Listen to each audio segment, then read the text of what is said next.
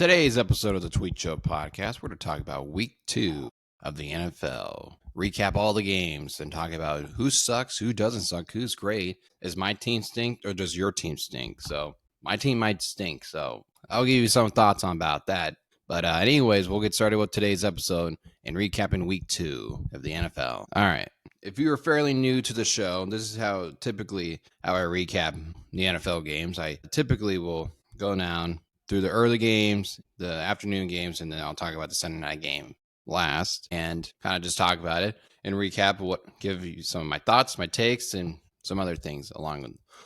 I really don't want to start with this game first, but it's the first one on the list. Lions 52, Bears 21. So yeah, the Bears got their ass kicked by the Detroit Lions, who, I was expecting the Lions to win it anyways. I was telling my friend, I was like, this is a must win. But there was a little part of me that was thinking, I was like, the Lions could just kick our ass, which they did. And I was like, damn, that was a big ass kicking for sure. It was not good. It was simply just not good at all.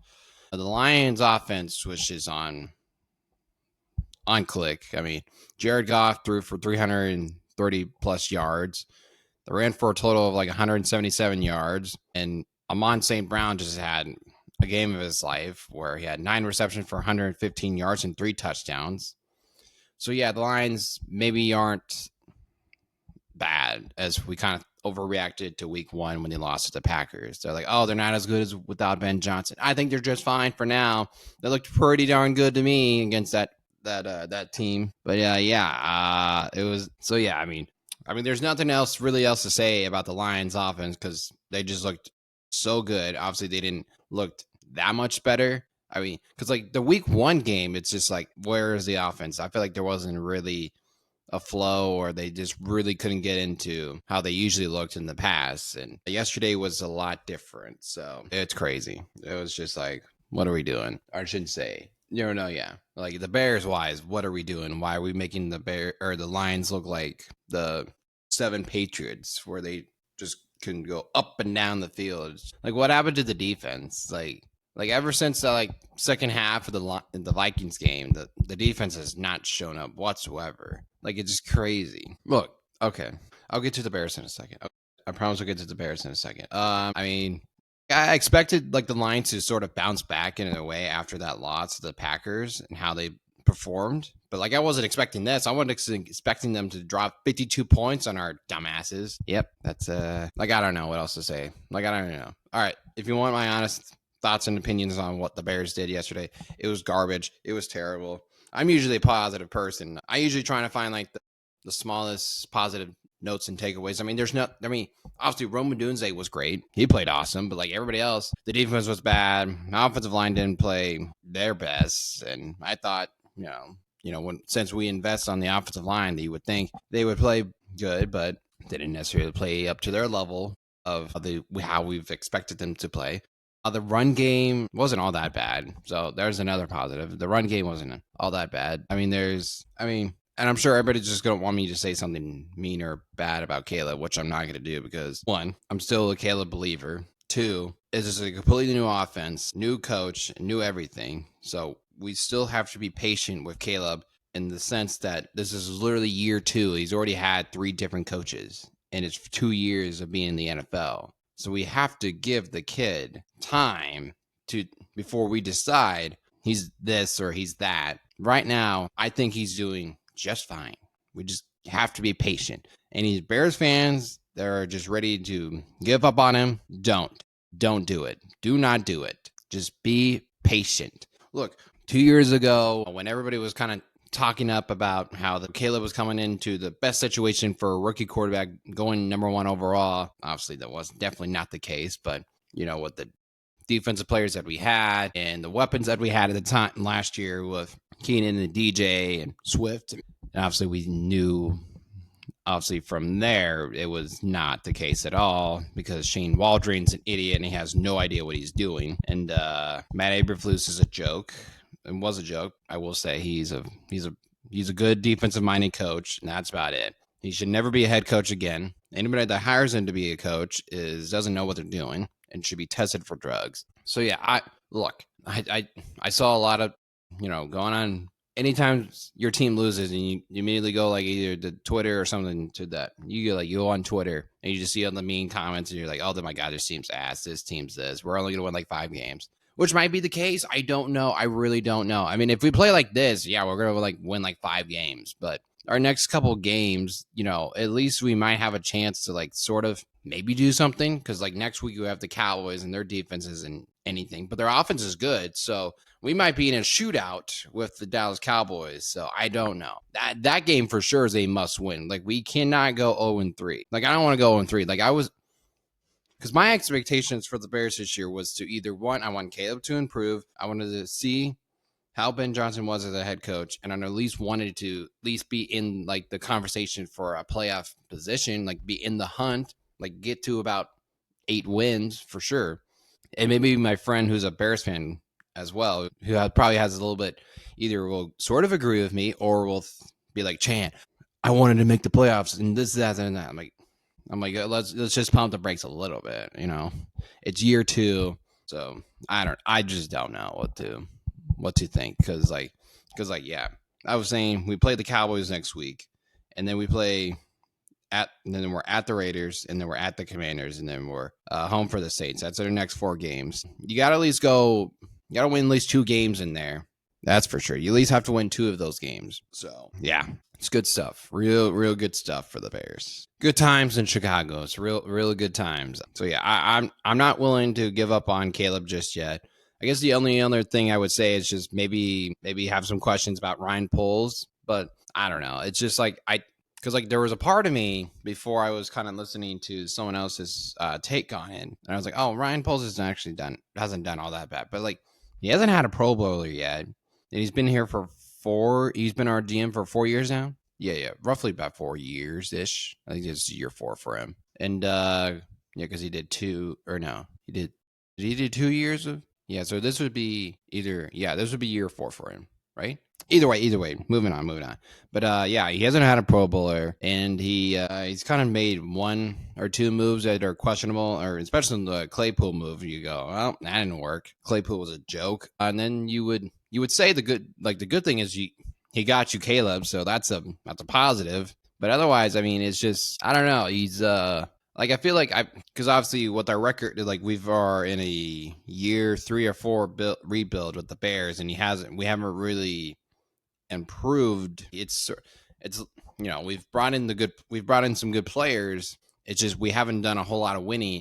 So I don't know what to make of Ryan Poles as a GM. So because like I said, I think he's done some good things, and then there are some things where you kind of question him and you go, well, maybe he doesn't necessarily deserve to be the GM of the Bears right now, which I don't know.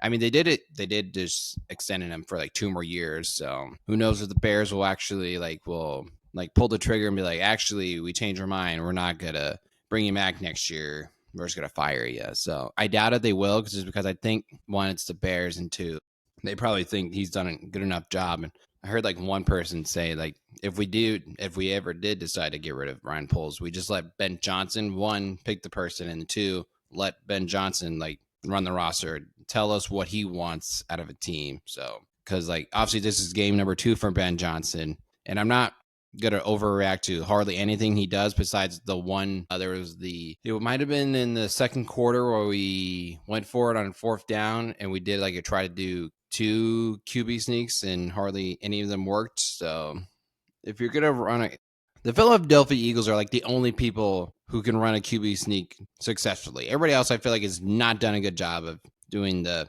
QB sneak / tush push. But even though the Eagles kind of do theirs differently, but QB sneaks hasn't really worked hardly now. The Eagles just have perfected it, so they're the only ones who can do it well. So yeah, that's my Bears talk, and things are not looking good so far for the good old Chicago Bears. Anyways, continuing on here, that's my there's your little rant there.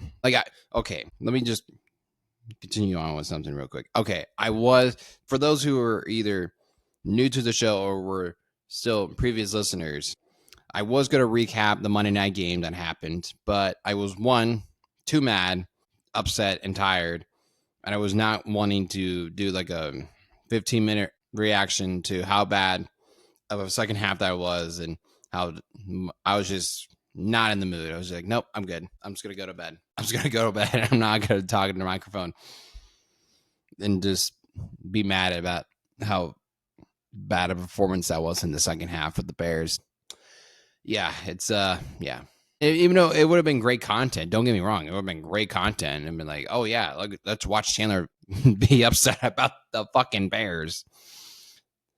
And then there would have been like great clips of me just being so upset and being so mad at everything. But it is what it is. So we are on the Dallas. We moved on, even though we're 0-2 in the division now, which is great. Just fantastic. But all right. Anyways, let's move on here. Let's go Jacksonville Bengals. And I'll be honest with you guys. Much as I probably should have stopped watching the Bear. I mean, I did eventually stop watching it, but I should have like paid attention a little bit more to some of the other games. So I apologize if I'm not necessarily over analyzing or giving more of a thought to your games specifically. But because I was so locked on the Bears because they were in the 12 noon, and there were so many games yesterday. Why were there so many games in the noon slate NFL? Why did you give us like 9 and then 3 in the afternoon? Then we have two for the Monday night games as well. So I don't even know what to watch. Oh my god, my dog over here who's kind of doing something. He's just sniffing around. What's up, dog? Trying to do some podcasting. Want something? You just want some attention. Trying to talk about the Jaguars and Bengals and how I was watching it, but not really. So mainly the big story is that Joe Burrow is gonna potentially be out for 3 months, which sucks for Bengals fans because now this is gonna be another injury year for Joe Burrow, which is like, I feel like the Bengals themselves have to realize you have to invest in an offensive line for a player like Joe Burrow. You can't just keep sending the same offensive line out there and expect different results, that you're going to protect Joe Burrow, even though you're not. So it's, yeah. So the Bengals pass pro rank since drafting Joe Burrow, pass block and win rate per ESPN resource. 2020, 29th, 2021, 30th, 2022, 30th, 2023, 27th, 2024, 32, 2025, 28th. The highest one was in 2023 when they were ranked 27th. They've been in the bottom of the league every year since Joe Burrow has been there. Man, that's bad. That is bad. And I thought the Bears' offensive line was horrible last year, but the Bengals have had horrible offensive line for the past 5 years with Joe Burrow. No wonder he keeps getting injured. He keeps getting the Bengals offensive line. And I thought, like I just generally thought, like the Bengals offensive line, has improved, and I feel like they have. But in reality, they haven't improved at all. They haven't really done anything. They've been terrible. That's crazy. That is some crazy stuff. I just saw another one of something to that effect. Let's see. There was another one. Here's another one. Here, okay. With Joe Burrow as their starting quarterback, the Bengals are 40 and 30-1 and average 25.3 points per game. Without him, they are 6 and 8 with an average of 19.9 points per game. Wow. That's some good stuff right there. And then it sounds like the Bengals are going to be calling around some other free agent quarterbacks since Joe Burrow's injury is going to be out. It's going to take him out at least a minimum of 3 months. So it'll be curious to see on what the Bengals do in the next 2 weeks, because I'm sure they're gonna stick with Jake Browning for the time being. Because I think 2 years ago he was like Joe Burrow got hurt late in the year, and then Jake Browning had to be the starting quarterback for the Bengals. But now Jake Browning is going to have to be the quarterback for most of the year until about December, I think, right? Just September, October, I guess November. So actually it'd be about roughly November. Maybe Joe Burrow, if he heals enough and it's tough enough, maybe he'll come back a little bit earlier than that.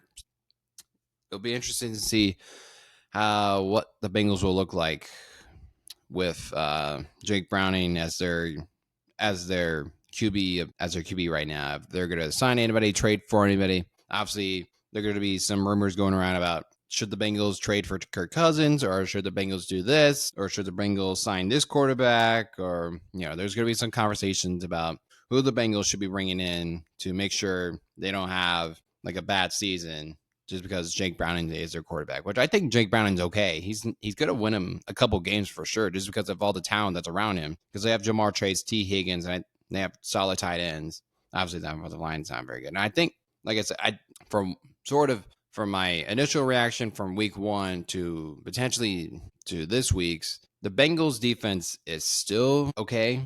I think there was still improvement from last. I think they actually still got plenty of turnovers. So, like I said, maybe they did improve the defense if they're actually getting turnovers and all that. So, but anyways, let's see. As for Jacksonville, there was a controversial call that was made in the fourth quarter, which I saw the clip and I haven't really done a deep dive onto it, where Travis Hunter was called for a pass interference, and it definitely looked like from the first time I watched it, it didn't really look like pass interference at all. It looked pretty clean. Looked like it was a good defensive play, but the refs saw it differently and they called pass interference on Travis Hunter. And I'm sure a lot of Jacksonville fans have every right to be mad about the call. If it sort of impacted the way you were going to win that game, then absolutely you can be mad as all as you want. But on the other hand, I think Trevor Lawrence had a pretty good game besides having a couple turnovers, one of them not being his fault, I believe, kind of hearing and reading about, because he had 3 touchdowns, 2 picks. He had 271 yards throwing, and he was 24 for 42. So I don't know what to really make much about this game otherwise, because like I said, I was kind of watching it, but not really. So I can't give you my full analysis and give you more of a breakdown on this game. I wish I could. Honestly, I would have watched any other games besides having to watch. If I would have known the Bears were going to lose the way they did yesterday, I would have watched some other games and been more locked in. But I'm too dedicated of a fan. All right, we're gonna go to sort of the game of the day yesterday. The Cowboys beating the Giants 40 to 37 in overtime. There was like multiple lead changes in the fourth quarter. I think what was how many points were scored? 41 points scored in the fourth quarter. That's crazy. I don't know how. I mean, my goodness, what a crazy. I mean, so I started watching roughly about right before the touchdown play that gave the Giants the lead late in the fourth quarter. That's about where I started watching, and I was like, oh damn, this is kind of a high scoring game. So it was probably about 2 plays before the Malik Neighbors touchdown to give the Giants the lead, and then I saw obviously where the Cowboys got in the field goal range for Brandon Aubrey, and that guy, let me tell you something. He's pretty good at his job. He is almost automatic from that type of range. I have hardly ever seen him not miss from that range. I think he's probably missed like maybe once or twice, but otherwise he's basically automatic from that range. That dude does not miss. So as for the overtime, I don't necessarily know what Russell Wilson was trying to do on that interception that he threw. That was a horrible interception, horrible play there. I don't know. Like, it kind of looked like I think he was throwing it to Malik, where Malik was doing one route and Russ kind of thought he was going to do something else. And the safety kind of just kept, backpedaling and was like, hey, there's the ball. And just kind of just grabbed it out of the air. And Malik was like, oh shit, I got to go play defense now because he's got to go pick it off. Obviously, but like, I think right as Russell Wilson threw that pick, though, was it when he threw that pick, the Cowboys still couldn't do anything offensively. So the Cowboys still didn't do anything offensively because then they punted it back to the Giants, and the Giants still didn't do anything. Couldn't get down the field. And that's when they punted again, and that's when Dak Prescott and the Cowboys, went down the field and scored that game-winning field goal for Aubrey to win them the game. So as for the Giants, Russell Wilson actually, like, besides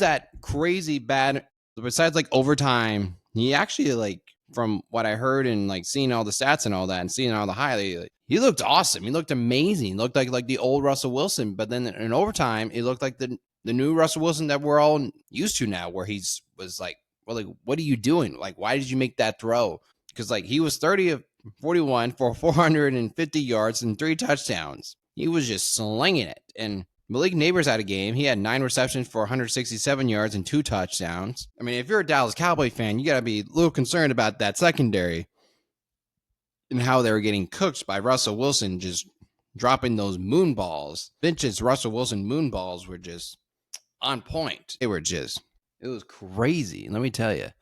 I mean, as for like anything, other takeaways from the game is like like if you're a Cowboys fan, you got to be thinking like you're going to be in a lot of shootouts this year because if your defense is going to continue to play like that, you're in some trouble. And I'm sure Cowboys fans are already probably thinking that because a lot of them are just like, yeah, we're used to this. We're used to the devastations. We're used to bad or things not going our way. So yeah, I mean, because that sounds like they just Jerry Jones said after the game that they're going to sign Javion Clowney. So I don't know if that makes any difference for their pass rush because they had a guy on their team before they traded him away. They could have just kept him, but that's neither here or there.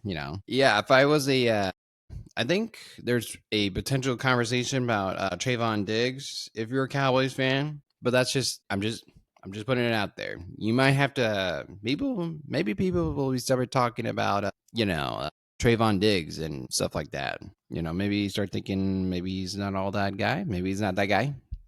Maybe you shouldn't have paid him all that much money. But yeah. All right. Rams. Let's move on to the next game. Rams 33, Titans 29. Matthew Stafford played good. I don't know what Cam Ward did because like this game was like in the first half was kind of like back and forth. Like there wasn't really a whole lot of going on. It was tied at half, and then the Rams kind of took it away, put it out of reach for the Titans. So if you're a Titans fan, you just gotta make sure that Cam stays healthy and that he continues to impress you, which I'm assuming he probably still is because he looked good he looks good against the Broncos game where there was plenty of passes where his receivers just simply dropped the ball. So obviously the Rams are 2-0, and as long as Matthew Stafford's back stays healthy, the Rams will be definitely one of the teams everybody's going to be talking about and thinking that they're going to be a dangerous team in the NFC. So let's move on to the next game. Patriots, Dolphins. I don't know. There isn't really much to say besides how I was talking about how the Dolphins are sort of a dumpster fire. And this definitely could have been this was definitely a game they should have won, or it's definitely a game they were like everybody was down on the Dolphins. Maybe the Dolphins aren't as bad as we think they are. And it was a good win. The Patriots are 0-2. Oh, I thought the Patriots were going to make some really good strides. And so now the flip is back on. The Dolphins still suck. Tua had some bad turnovers, and the Patriots at least 1-1, but maybe still need some more improving to do, and still trying to figure some things out. And I don't know if Tyreek Hill will get traded or not. It doesn't sound like he will, but I mean, if they keep losing, they will eventually. You would think they will start eventually take some phone calls and just see what's out there. I mean, you just have to like put it out there and just say, all right, fine. He's available. Give us your best offer. So it'll be very interesting to see how long Tyreek Hill is going to be in Miami because I don't think he's going to be in Miami very long. So the Dolphins are 0-2. The Patriots are 1-1. As I said before, the Dolphins are a bad vibes dumpster fire of a team right now. So all right, Niners 26, Saints 22-1. Mac Jones got to start this game because Brock Purdy was injured with ironically enough, a turf toe, but his turf toe isn't as bad as it sounds like from Joe Burrow's. I guess there's different types of turf toe. Mac Jones had a rough start, or I should say had a rough start to begin with the game, and then from that point, he started to play a lot better and he started to be good. Yeah, I was watching the game, but like I said, my only takeaways is that maybe Mac Jones isn't all that bad. Maybe the Patriots kind of like set up Mac Jones to fail, where his previous offensive coordinators were defensive minded play callers. They put Matt Patricia as his play caller year 2 of Mac Jones' career. A defensive minded coach calling offensive plays, Matt Patricia, who's now the defensive coordinator at Ohio State. I mean, Bill Belichick literally set Mac Jones up for failure. And that's why he's literally has left the Patriots and has bounced from a couple teams now. He went from he got traded from the Patriots to Jacksonville and left Jacksonville to go now be the backup quarterback to Brock Purdy. And maybe, if Mac Jones has to play another game, maybe he'll hopefully continue to make sure that the Niners are above float and they will continue to win games. And whenever Brock's back, whenever Brock decides to come back, they will continue on having success. So, because I'm trying to think what else like to save really much from this game, because like obviously Chris McCaffrey I think had a pretty solid game as always. As long as he's healthy, I think he's always going to have a solid game because he had 13 carries, for 55 yards, which I guess is like a mid. Like I feel like I felt like he had a little bit more. Let's see, he had what, six receptions for 52. So I guess he had a total of 100 yards. Let's see. I think that's really about it. Because I guess like if you're a Saints fan, at least you like kind of you were at least fighting and you like didn't give up, and you could have easily gotten blown out by the Niners. It's like I said, I'm sure a lot of Saints fans are either kind of just have accepted the fact that they suck and are just willing to suck this year and to hope that they get a good quarterback this year. Even though I don't think Spencer Rattler played all that bad, just from at least kind of glancing at the game and like looking at stats. I think he didn't play all that bad. Let's see, he was what? He threw for 3 touchdowns, no turnovers, and he had 200 yards. There you go. That's a positive. Wait, did he have a fumble? Oh, he had a fumble, but didn't lose it. So there you go. He did not lose the ball. I think what was the because like there was like the chance like the Saints could have won the game, and like it was like 4th down and somebody got sacked or tackled or something to that effect. Like I said, there were so many. Another thing about like having multiple games and trying to keep track of multiple games, and there were multiple games that were coming down the wire, like the Giants game and the Bengals game, and there was another game in there, like the Dolphins game was coming down the wire. So you're just trying to see what's all happening. There was so much chaos going on, just like holy cow, I have no idea who I should be paying attention to. So yeah. The Niners who do the Niners have next week? The Niners have the Cardinals, and then the next 2 games are home for the Cardinals and home for the Jags. So you would think that the talent that they have, and I think this should be a good 4-0 start for them, but who knows? It's the NFL. You never know what's going to happen. Here we go. Here's the next game. We got the Bills and Jets. The Bills are very good at football. That's pretty much all I have to say is just they're good at football. They could have done whatever they want to the Jets. Obviously, James Cook had an excellent game. He had 21 carries for 132 yards and 2 touchdowns. Josh Allen didn't really have to do anything. He did have like a broken nose at some point. He like got tackled and his like face mask or his helmet kind of like busted up his nose a little bit. And I saw Mitch had to come in. I was like, oh, something happened to Josh? Because he like ran off the field. I did see that part where he ran off the field and immediately like the trainers like came and like was working on his nose and stuff like that. So I was like, oh, did his nose get broken or something? So, but yeah, if you're a Jets fan, obviously this was not the performance that you saw from the Jets last week against the Steelers. This was completely different. The offense did not look good at all, just by looking at the numbers and all that. I don't know what happened to their offense today. I mean, if the Ravens can like run the ball very well and could move well against the Bills defense last week, because I understand like it's different with Lamar and Derrick Henry, but I feel like you can also have some of the same success that you did last week with going up against the Steelers. If the Jets had good success against the Steelers, I feel like they would have been able to have the same success against the Bills, whose defense I thought there were some question marks after watching some of that game. I was like, well, I don't know, maybe the Bills defense isn't all that good, but now I'm starting to think maybe they are, and the Jets offense isn't all that great either. So I don't know what to make of the Jets. The Jets are the Jets, because like Justin Fields didn't even get a chance to hardly throw. And I think, did he get hurt or something? I feel like there was at some point I thought I saw something that he might have gotten hurt or something like that. I'm not 100% sure. I don't want to like say that he is hurt or he isn't. You know what? Let's look up Justin Fields. Let's just look him up real quick to see if he's hurt. God forbid I say something and then it's not actually, because I think I saw that he got in when I was doing the whole Adam Schefter tweets. I was looking to see if there was any updates with Joe Burrow, and then I saw that Justin Fields was in the concussion protocol. So I guess so. There you go. He did get hurt. Here's your stat of the day from 20 hours ago. Mitch Trubisky had more passing yards in one play than Justin Fields had all day, 27. Oh my. On one play so Mitch Trubisky had more passing yards in one play for 32 than Justin Fields had all day for 27. My goodness indeed. Yeah, Justin was 3 of 11, 27 yards. Like, I don't know, like what happened there? Why didn't he only throw it 11 times?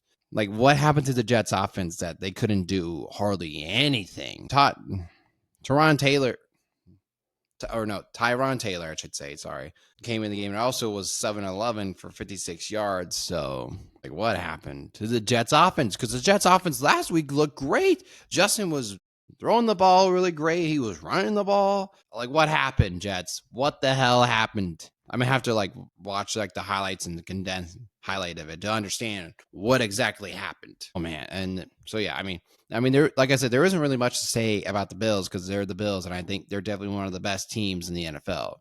Just a dominating performance, to say the less, from the Bills. Because I think this Thursday, I believe they get the Dolphins, so that's going to be 3-0. They're going to beat the Dolphins like they're probably going to destroy the Dolphins, honestly, because I think it's at home. I don't think it's Miami. All right, next game. This was kind of a weird one. I didn't watch a whole lot of it just because I couldn't fit it in with all the multi-views and trying to keep track of other games. But I did see the that Caleb Johnson play where, holy cow, guy, what are you doing?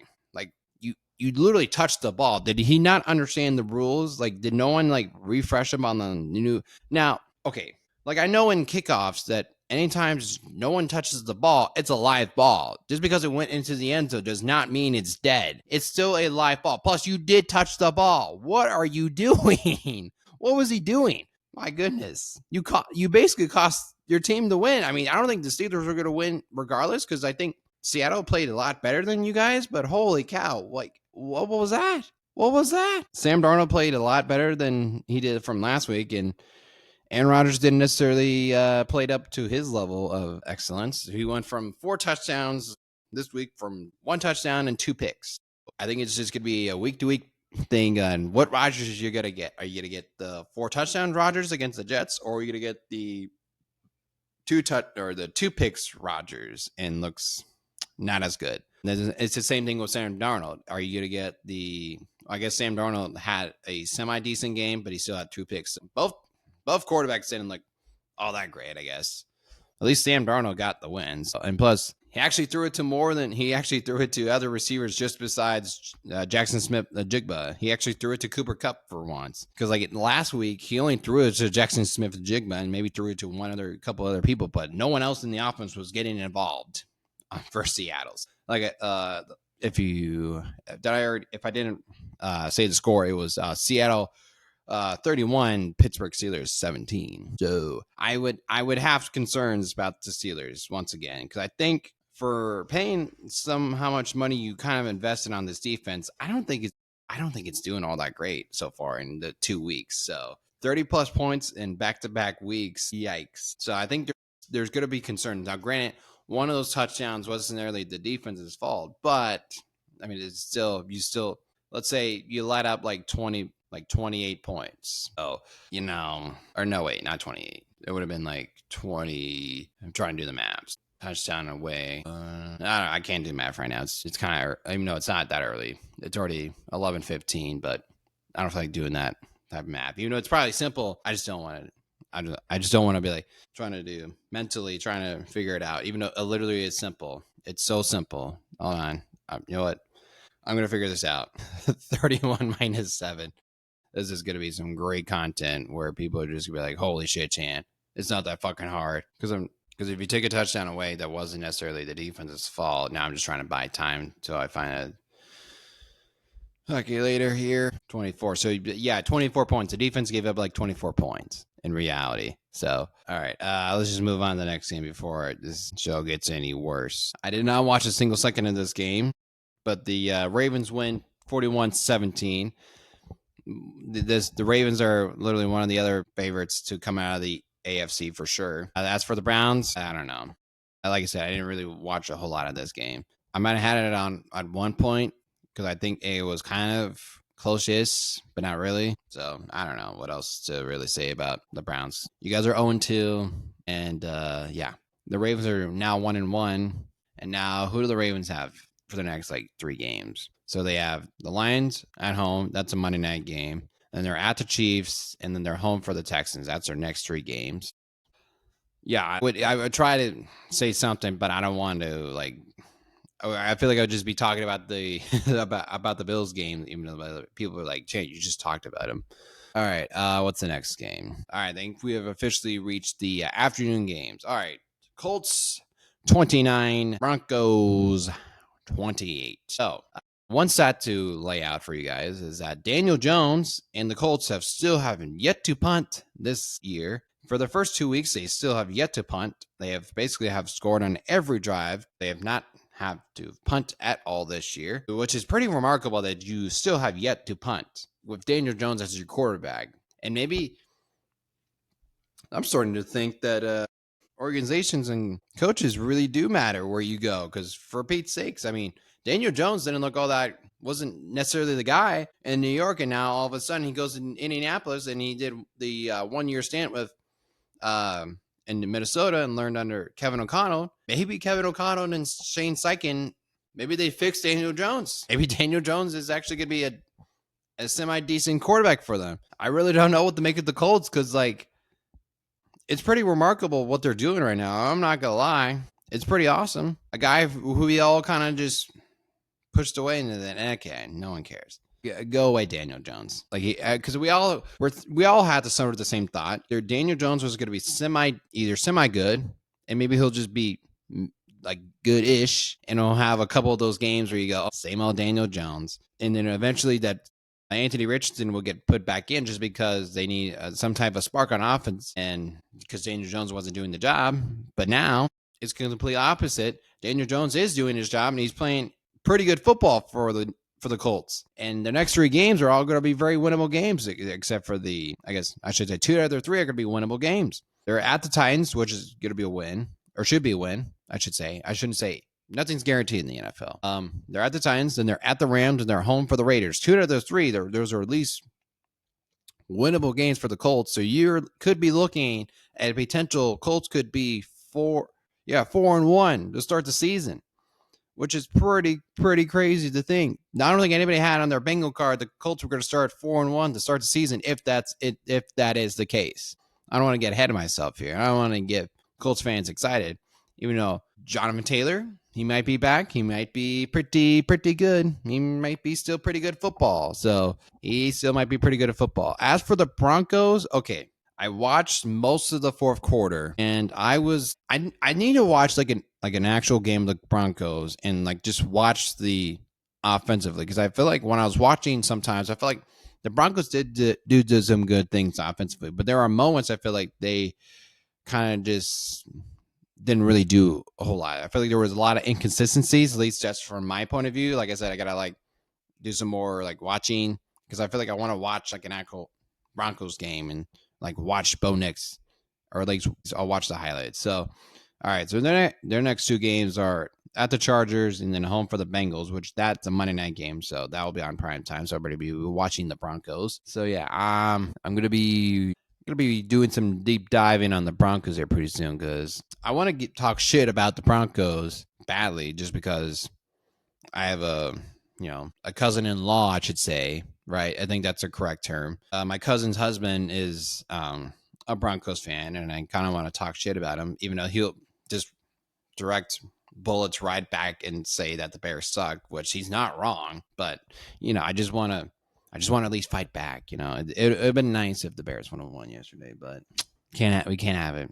Can't have nice things. So I don't know, because I feel like from last week when they played the Titans, the offense wasn't all that great, but I feel like they improved a little bit and moved the ball well. But yeah, obviously, I feel like some of the Broncos fans are talking about the whole leverage and how the refs kind of screwed them on that.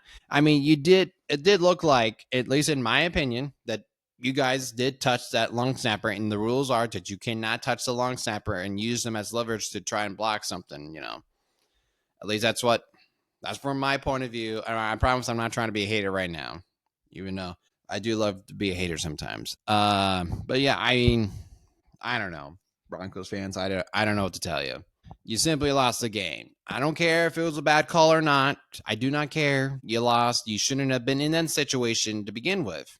Now, the first kick obviously was a miss, and it was missed badly from I think it was from 60. So obviously with the leverage, it moved them up to 45, which it was about dead center. It just went right down the middle. So yeah, I mean, like I said, I will do some more looking into this game, maybe, and have another episode out this week because my schedule does open up to have some more pods out this week besides, because last week there were some times where I couldn't necessarily do them and have some episodes out. So hopefully this week I'll have some little bit more episodes out and maybe do some deep dives on some games here. All right, Panthers Cardinals. Panthers 22, Cardinals 27. The Cardinals are now 2-0. Oh, wait, one more fun fact for the Colts. I mean, before we pivot on to the Panthers. This is the first time since 2009 the Colts are 2-0. That's a pretty remarkable stat that the Colts are 2-0 for the first time since 2009. So you're telling me in some points during the Peyton Manning era, at least I feel like that's sort of the tail end of the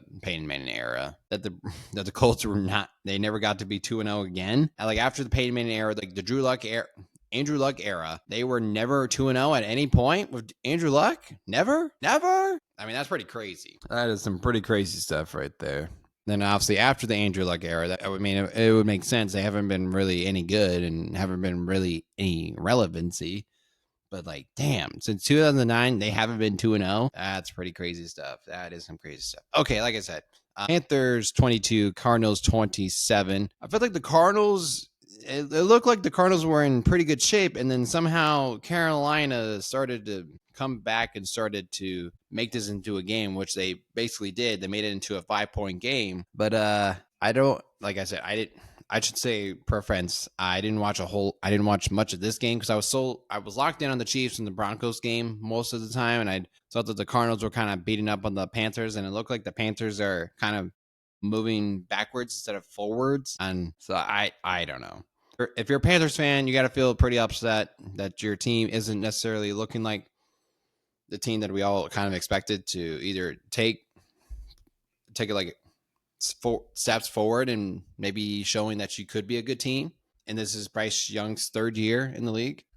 As for your Cardinals fan, obviously you're 2-0. You got to feel semi-happy, but I feel like there's probably concerns as well. If I feel like at least on the defensive end, I'm not 100% sure. Like I said, I got to have some more thoughts and do some listening, reading, watching, all that stuff. So yeah, let's see. Who are the Panthers' next two games? They got the Falcons at home, and then they're at the Patriots. So maybe there's a win in there somewhere. Maybe. I don't know. As for the Cardinals, I believe they have the Niners this next Sunday, and then they have, I feel like there was another notable one, Seattle. So they have two divisional games. One, it's at the Niners, and they're home for Seattle, which is a Thursday night game. So that's their next two games. Alrighty. Chiefs, Eagles. Okay, let's talk about the Super Bowl rematch. This game was kind of a snoozer. Offensively, nobody on offense for either team could really get going, and like neither quarterback really played to their level of excellence. Even though it's like sometimes I feel like Jalen Hurts is okay not playing to like the level that some of us like have put him this like platform or this like pedestal that we kind of put him on, and he's just okay with like having like a, I don't care. Like if whatever we got to do to win, I don't care what we got to do. I'll do it. Like if you want me to throw for 300 yards, I'll throw for 300 yards. If you want me just to throw for like 100 yards and only pass it for like 20 times, I'll do it. If you don't want me to throw at all, I'll do it. Like whatever he's got to do, I feel like he's that type of quarterback that he generally does not care. He just wants to win. He generally just wants to win football games. As for Patrick Mahomes, there was like, it wasn't that the interception wasn't his fault. It hit Travis in the hands, and Travis obviously kind of bobbled it, and it bobbled up in the air, and that Eagles defender was just happened to be right there. But like, I feel like there's got to be some type of concerns with the offense for the Chiefs a little bit, just a little bit, just because I feel like with Worthy being out and Travis about being the only person offensively, and he's a bit older now, and you know, I feel like there's still moments of Travis having throwbacks of Travis's moments where he just catches, like he just does like a route and he's wide open and runs for like 10 more yards. And then there are moments like yesterday where he catches the ball and then he doesn't catch the ball, and then it tips it up in the air and the Eagles defender catches it. So I feel like there's going to be moments for Travis this year where you're going to be like, oh my God, same old Travis, elite player, Hall of Famer. And then you're going to go, oh man, Has he lost a step? Is this definitely his last year? Because like obviously they don't have Rashid Rice because he's doing the whole suspension thing with that whole car wreck thing that he had to do. I should say had to do, but he was involved in with that whole hit and run thing. So so yeah, because like who you gonna throw it to? Like you got Juju Smith Schuster. I mean, he's not anything special. And then there was like Patrick Mahomes threw like one guy the ball who was wide open, and then Patrick like overshot him, and it was just like, oh my goodness, how did you overshoot him? Because like prior to there was, I think it was still on that same drive before where he overshot him, and I think they proceeded to score on that drive. I think they were closer to only scoring like 10 points. Like if they wouldn't have scored that one touchdown at the very end, this could have been easily have just been like a Eagles domination from start to finish. So, which it pretty much was, because like in the first and third quarter, the offense for the Chiefs didn't really do anything. I mean, for the entire game, I should say, really, they didn't really do much. So, I mean, if you're an Eagles fan, you're happy you won, and I mean, it was definitely going to be not the same type of performance as you put on in the Super Bowl where you just dominated the Chiefs. I mean, the Chiefs were going to come out firing and wanting to win that game for sure, because obviously they just lost and they're going to be 0-2. This is now the first time since 2014 that the Chiefs are 0-2, and this is the first time in Patrick Mahomes' career that he has started the season 0-2.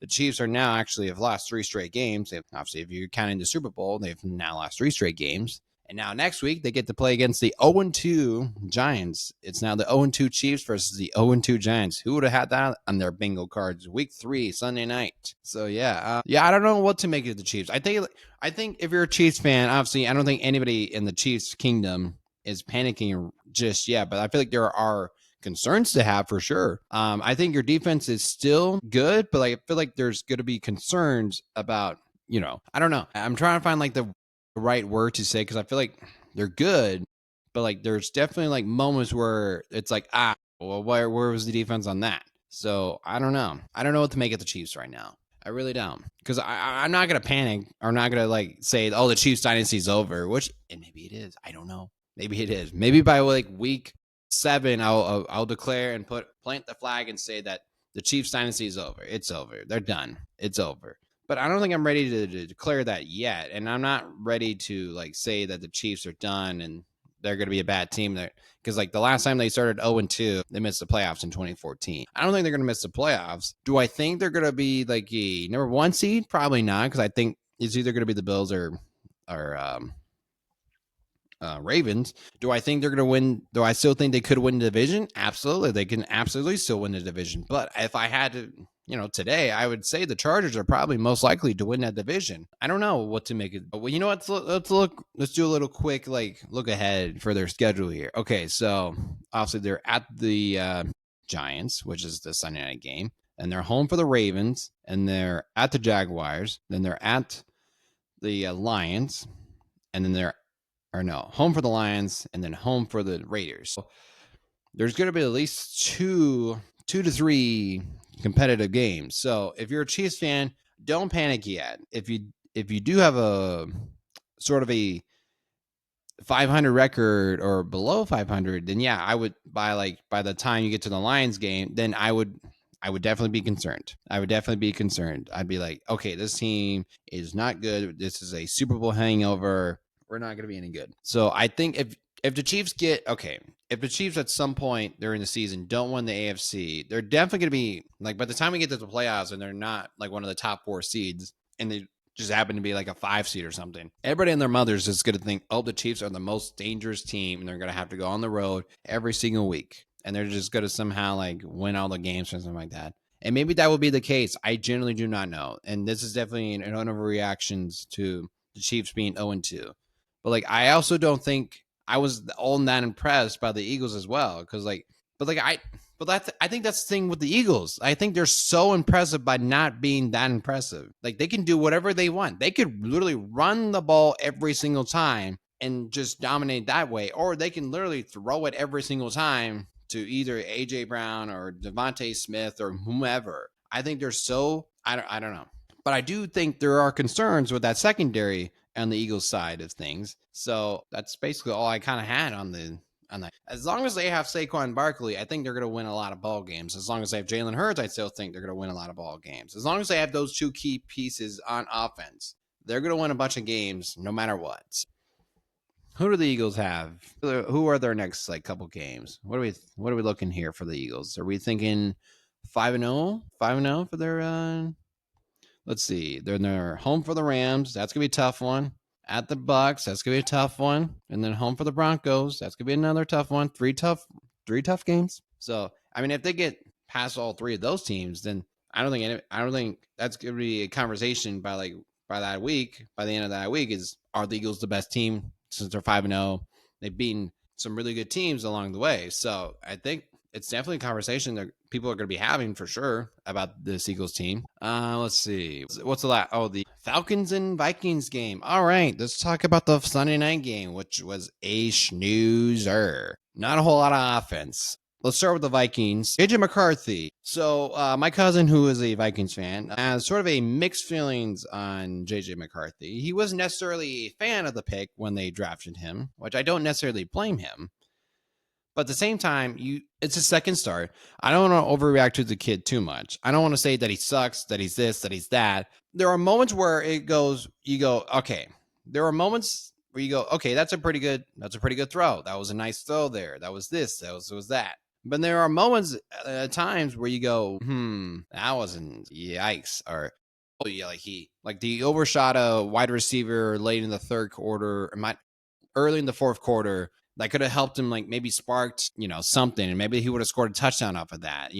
And Chris Collinsworth was basically saying you can't overshot him. You gotta at least either you gotta put it on a rope and dot it, or you have to at least underthrow it to at least have a chance for either a PI or something to that effect. Make the receiver make a play on it.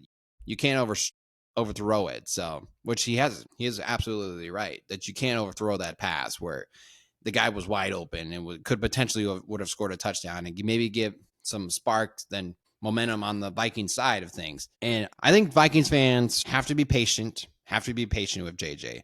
It's literally his second start ever. I know last year he was on the bench and probably could have learned a lot of things, but he was hurt last year and was having to sit on the sideline and watch Sam Darnold do all the same things he was trying to do. So I think you guys have to be patient with JJ. This is like, I understand that because like my cousin made a comment saying this roster is a win now roster, which I totally agree. This is a win now roster. I think you guys are good enough to compete for a potential Super Bowl. I do think so. I do think you have the offense for it. I think the defense is good enough to help you get, far into the playoffs. I do think so. But I don't know. It's the Vikings, and you'll make the jokes of like, oh, it's the Vikings. They're always gonna screw up in the playoffs or this, that, or whatever. But I just as a divisional foe or divisional within the division, you guys have to be patient. If I'm being patient with Caleb, you Vikings fans, including my cousin, have to be patient with JJ. This was literally game number 2 for him. You just got to be patient with him. You just got to give him time to really. Yeah, you just got to be patient. I think like us football fans and media people and just football in general just have to be patient with these young rookie quarterbacks, or just because I guess JJ's not technically a rookie, but this is his rookie season. If you want to do NBA standards, would be his rookie year. But it's just one of those things. Like, obviously, there were plenty of throws and moments in the game last night that JJ McCarthy did not look at his best. I get all that, but you saw in the moments that in the fourth quarter of the Chicago Bears game that he looked good. He looked like, oh, this could be. He has moments like these where you go, well, maybe he could be something. He could be something. But prior to that fourth quarter, though, you go, well, maybe JJ is not necessarily that guy. But again, I think you guys just have to be patient. The word for the day is patience for the Minnesota Vikings fans. So yeah, that's pretty much all I had for the Vikings. I think also too, you guys just have to somehow get Justin Jefferson involved. I think you got to get Justin Jefferson involved a little bit more instead of just having like one or two like big plays for him. I feel like either one, you just got to like either do some type of like bubble screens or like some type of like short route, get him the ball involved. You just got to get him the ball somehow, some way. I don't know how that's going to be, but like, I get it. You've got multiple weapons, and and Jordan Addison's going to be coming back here pretty soon. I think after the third game, he'll be back. So that's another weapon for JJ, obviously. So yeah, I guess that's pretty much it for the Vikes. And I think who do they have next week? I think it's the no, wait. Who is? Oh, it's the Bengals, because like after the Bengals game, they go to overseas. They go play the Steelers and Browns in the UK, in Dublin and London and stuff. So yeah. As for the Falcons, I think Penix did some good things. He didn't necessarily play all that great either, but if you have Bijan Robinson, yeah, it looks pretty good. You did a pretty good job last night. 22 carries for 143 yards, which I didn't realize he had that many yards. I was like, dang. But if you're a Falcons fan, you got the win. You're not 0-2, so that's good. I don't really know what to make of the Falcons either, because I think, like I said, there are good moments there were plenty of good moments with Penix. I think Penix is actually, if we had to do a whole ranking system of all the second-year quarterbacks, I think obviously Jaden Daniels is one. I think I would low-key put Penix number 2. I think I would low-key put Penix at number 2 out of all the quarterbacks from last year in last year's draft. And then I would go, I'm trying to think, who would be number 3? I probably would put either Drake or Caleb number 3. I'm just going to put Caleb there just to piss off New England Patriots fans. Caleb 3, Drake 4, and then JJ 5. Just because, again, he's only had 2 starts. The other 4 have at least played games. So, yeah, I mean, like I said, if you're a Falcons fan, you got to be I think you're happy that you think you have a quarterback in the future. I do believe you guys have a quarterback of the future. I think Penix is going to be just fine. There are going to be moments like last night where it's going to be an ugly game, and you're not going to necessarily put up the points that you kind of were like, we should have really blown out the Vikings a little bit more instead of just kicking a bunch of field goals and scoring 1 touchdown late. So yeah. All right. So yeah, that's all the games. Pretty much all I have for all the games there. I appreciate everybody listening. Me just talking week 2. I'm talking to the ball. All right, let's do some quick shout outs here and kind of talk about this week's schedule for podcasting for all the episodes I'm going to potentially do, maybe not do. I don't know. Quick shout out to my cousin Hayden and his wife, the newlyweds that got married this past weekend. Beautiful wedding, really fun reception. Plenty of drinks were going around for sure. It was a good time. Got to catch up with some family members that I haven't really talked to that much. I mean, shout out Grant, love Grant. Fun fact: we're actually I kept doing this. I kept doing this at the wedding with a bunch of his family members from the others from his mom's side. I'm like, oh yeah, this Chan on my dad. We're cousins on my dad's side. But yep, we're cousins. And then fun fact: we're only a day apart. I was like, okay, I was gonna do that again, which I guess I already did. We're only 1 day apart from each other. But yeah, shout out Hayden. Shout out Dylan. Great wedding. Fantastic. It was a good night. Let's see. I mean, Grant got pretty drunk that night, and he's usually not much of a drinker at all. But I guess when he has to be, he can go to town. Let me tell you, because at the very end of the party, he was ready to go to bed. He was done for. As for so were Hayden and Dylan's. They got a bit too tipsy for sure. Luckily, I got him. I don't know how I ended up with the bride and groom to take them home, but I did, because I guess I stayed late enough where I guess I got the duties of taking the newlyweds home. Anyways, any other shout outs I should say?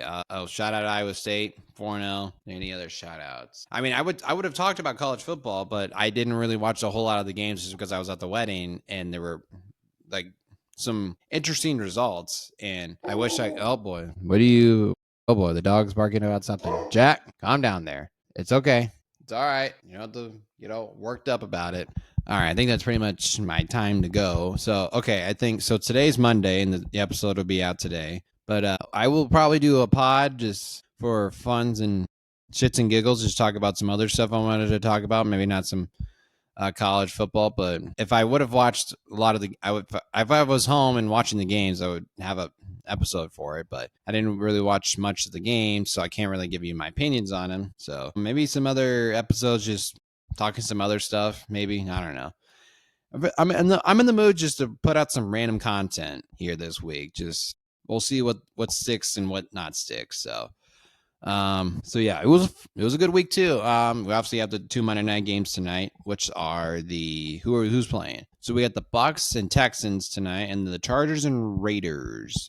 All right, I'm just gonna wrap it up here today. All right, I appreciate everybody listening to today's episode. Make sure you subscribe to the YouTube. Make sure you listen to all the podcasts. Oh my goodness, my dog's barking again. Anyways, I'll see you guys next time. Like I said, subscribe to all the podcast platforms that you typically listen to on, and all the other social medias and handles and all that. So with that being said, I'll see you guys next time.